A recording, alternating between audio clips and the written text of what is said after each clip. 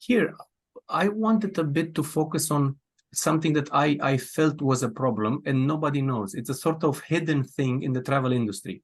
You are, at least some of you, and I promise you this happens more often than not, whenever you go to a travel tech company and you watch their website, you are going to see that they have certain logos. This is the standard, the golden standard. Everybody has all the suppliers.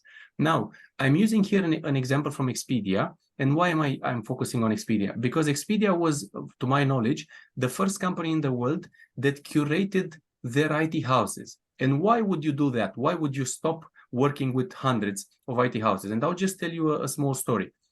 Expedia in 2019 launched what they call the EPS program, the preferred partner solution, and they focused only on a handful of IT companies.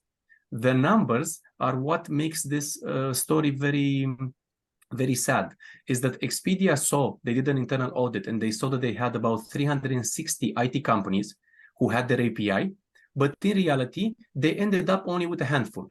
WB was the first company that was an APS member, but till now, I think they have 12 to 15 companies.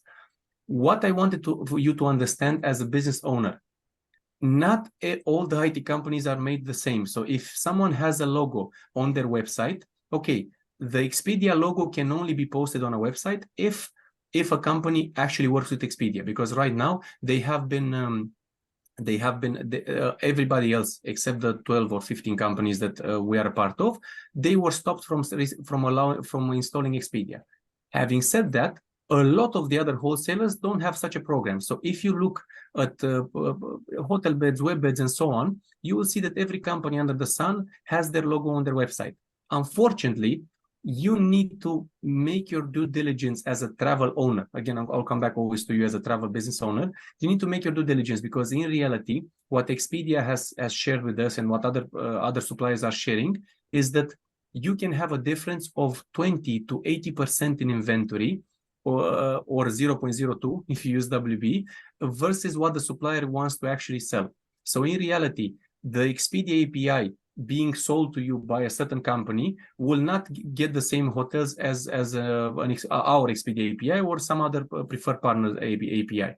So when you are making the payment to a particular IT company, please make sure that you know how much inventory you are going to get.